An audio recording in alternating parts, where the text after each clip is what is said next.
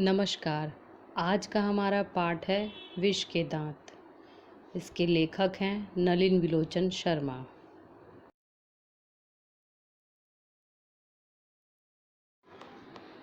विष के दांत पाठ के प्रथम भाग का आज हम सभी अध्ययन करेंगे।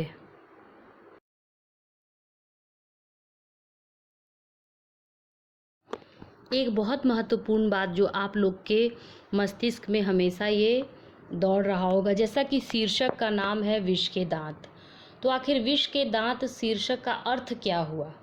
सबसे पहले हमें ये जानना है कि ये जो शब्द है विष के दांत, ये प्रतीकात्मकता का रूप है। प्रतीक का मतलब होता है किसी के रूप में देखना, है ना। तो ये हमें एक जो सांप होता है, हम जानते हैं कि सांप विषैला होता है, उसके दांत विषैले होते हैं, तो ये उसी का प्रतीक है। अब ये कहानी का प्रतीक कैसे बना और ये बिल्कुल इसमें सटीक बैठता है, कैसे बैठता है, इसको समझना बहुत आसान है। अब हमारा जो उच्च वर्ग है या मध्य वर्ग है, मध्य वर्ग का जो उच्च वर्ग है, आप देखिएगा कि इसमें क्या होता है। इसमें अक्सर ये देखा जाता है कि जो अमीर आदमी होता है वो बहुत कठोर हृदय होता है, अन्यायपूर्ण व्यवहार करता है और कभी भी अपने व्यवहार से मीठा नहीं बोलता। हमेशा गरीबों से, अपने से जो नीचे लोग होते हैं, जो उनके अंदर काम करते हैं, उनके लिए हमेशा विष के समान ही बातें बोलेंगे, व्यवहार करेंगे और उनका जीना हराम कर देते हैं। तो इसी प्रकार से कभी भी वो अपने समाज में अगर कुछ बोलते हैं, कुछ करते हैं, उच्च मध्य वर्ग या धनी वर्ग जो होता है, निम्न वर्ग के लिए, मध्य निम्न वर्ग के लिए हमेशा से विष ही उगलता आया है और विष ही उनको प्रदान करता आया है। उनके जीवन में कभी वो अच्छी चीज़ें नहीं लाया है। तो इसीलिए जो कहानी का शीर्षक है विष के दांत, वो पूरी तरह से प्रतीकात्मक और सार्थक है। प्रसिद्ध कहानीकार एवं साहित्यकार नलिन विलोचन शर्मा का जन्म 18 फरवरी 1916 को पटना के बदरघाट में हुआ था। इनकी माता का नाम रत्नावती और पिता पंडित रामावतार शर्मा थे।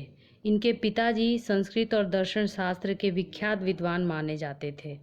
भाई बहनों में नलिन विलोचन शर्मा बड़े थे। नलिन विलोचन शर्मा ने पटना कॉलेज से मैट्रिक की परीक्षा उत्तीर्ण की और पटना विश्वविद्यालय से ही संस्कृत एवं हिंदी से एमए किया। हरप्रसाद दास जैन कॉलेज आरा से इन्होंने पीएचडी की डिग्री प्राप्त की। पटना एवं रांची विश्वविद्यालय में ये प्राध्यापक के पद पर कार्यरत रहे। मरणोपरांत ये पटना विश्वविद्यालय के हिंदी विभाग के अध्यक्ष रहे।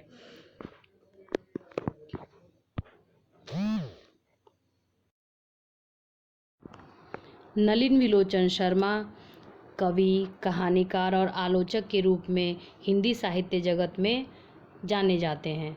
इनकी साहित्यिक रचनाएं बहुत सी हैं। अगर इनकी रचनाओं के बारे में हम बात करें तो इन्होंने आलोचना, कहानी, काव्य संग्रह और बहुत सारे ग्रंथ संपादित किए। इनकी आलोचना पुस्तक हैं दृष्टिकोण, साहित्य का इतिहास, दर्शन, मानदंड, हिंदी उपन्यास विशेषता, प्रेमचंद, साहित्य तत्व और आलोचना। कहानी में विष के दांत, 17 असंग्रहित पूर्व छोटी कहानियाँ। काव्य संग्रह में नकेन के प्रपद्य और नकेन दो। नकेन दो को इन्होंने केसरी कुमार और नरेश जी के साथ लिखा था। इनके द्वारा संपादित ग्रंथों की अगर सूची देखें तो सदल मिश्र ग्रंथावली, अयोध्या प्रसाद खत्री स्मारक ग्रंथ, संत परंपरा और साहित्य आदि ग्रंथ। इनकी अगर रचनागत विशेषताओं की बात करें तो नलिन जी यथार्थवादी थे। यथार्थवादी संदर्भ की कहानियाँ, कविताएं ज़्यादा लिखा करते थे। मनोवैज्ञानिकता की अभिव्यक्ति भी ये करते थे और कला का सुंदर समन्वय इनकी रचनाओं में देखने को मिलता था। इनकी रचनाएं कथ्य, शिल्प, भाषा आदि सभी स्तरों पर एक नया आयाम कायम करती थीं। इनकी कहानियों में मनोवैज्ञानिकता के तत्व हमेशा समाये रहते थे। अब हम लोग विष के दांत शीर्षक कहानी के प्रमुख बिंदु को देख लेते हैं, जो कि इस पाठ में पढ़ना है।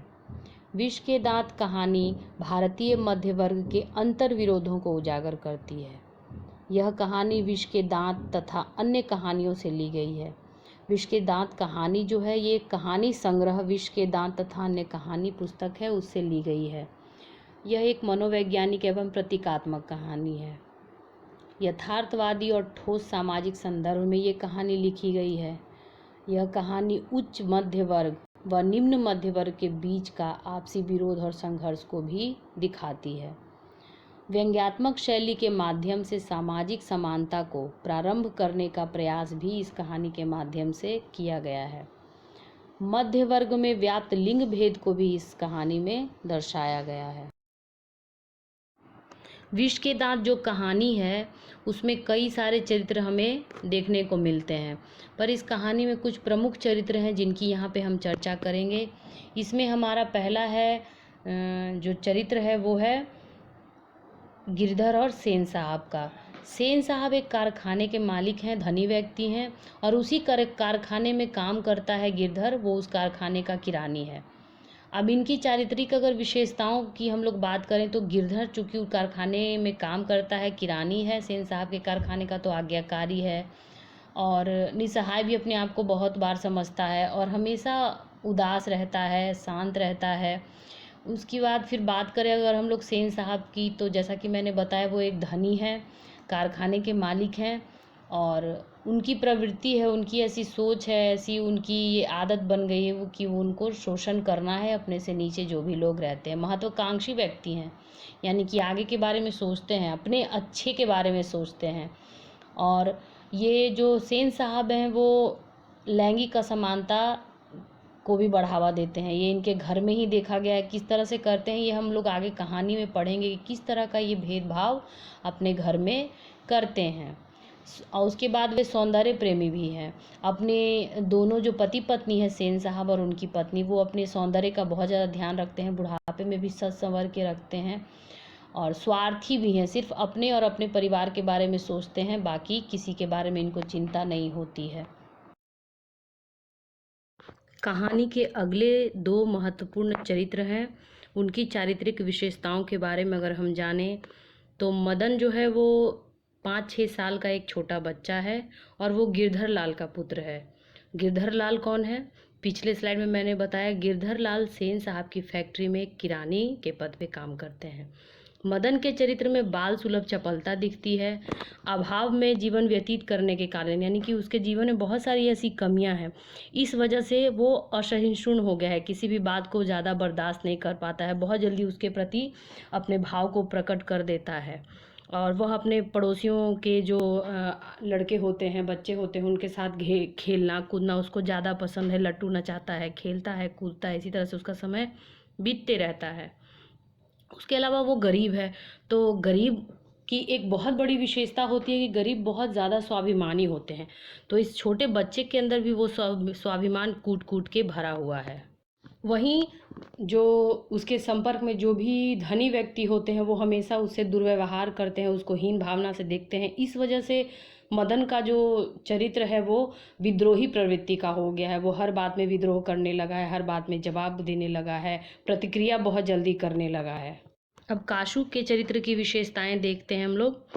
कासू जो है वो सेन साहब का इकलौता पुत्र है, 5 बहनों के बाद उसका जन्म हुआ है, तो उसे बहुत ज़्यादा लाड़ प्यार परिवार में मिला है और उसे बहुत अच्छे से पाला पोसा गया है। माता पिता का तो वो प्यारा है ही, उसके साथ कभी भी कोई बुरा व्यवहार नहीं किया गया है। इस वजह से उसके अंदर दुराग्रह व्याप्त हो गया है। कहने का मतलब ये है कि वो ये सोच रहा है कि वो जो भी कुछ करे इसके लिए उसे कभी ना डांटा जाएगा ना पीटा जाएगा, इसलिए वो कई ऐसे काम करते रहता है जो कि बदमाशी वाले काम होते हैं, फिर भी उसे डांटा नहीं जाता है। सेन साहब के पास एक काली कार है जिसको हमेशा वो छेड़ते रहता है, उसके साथ कुछ ना कुछ करते रहता है, पर सेन साहब कभी उसको डांटते नहीं है, फटकारते नहीं है। इसी डांटने और न फटकारने की वजह से उसके अंदर ये प्रवृत्ति घर कर जाती है कि हम कुछ भी तोड़ फोड़ दें तो हमको कोई डांटेगा नहीं, तो वो विध्वंसक हो गया, मारपीट पे उतारू होना, अपने आप को बहुत ज़्यादा शक्तिशाली समझने लगता है। तो गली मोहल्ले के जो लड़के होते हैं उससे भी वो झगड़ा कर लेता है अपने आप को वहाँ पे सबसे, अच्छा बताने की कोशिश करता है और उसी क्रम में वो अजीब तरह का व्यवहार करने लगता है। अपने से जो नीचे लोग हैं, बच्चे हैं, उसको वो हीन समझने लगता है।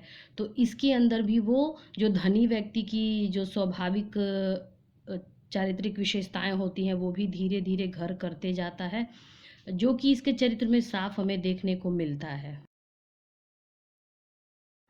अब पूरी कहानी और कहानी के प्रमुख बिंदुओं की पूरी तरह से चर्चा, वर्णन इसका हम लोग अगले वीडियो में करेंगे। तब तक के लिए आप सबका बहुत बहुत धन्यवाद। अगले वीडियो का इंतज़ार करें और जिनको भी ये वीडियो पसंद आया हो प्लीज़ लाइक करें, और जिन्होंने पहली बार ये वीडियो देखा हो वो मेरे चैनल को सब्सक्राइब करें। आप सबका बहुत बहुत धन्यवाद।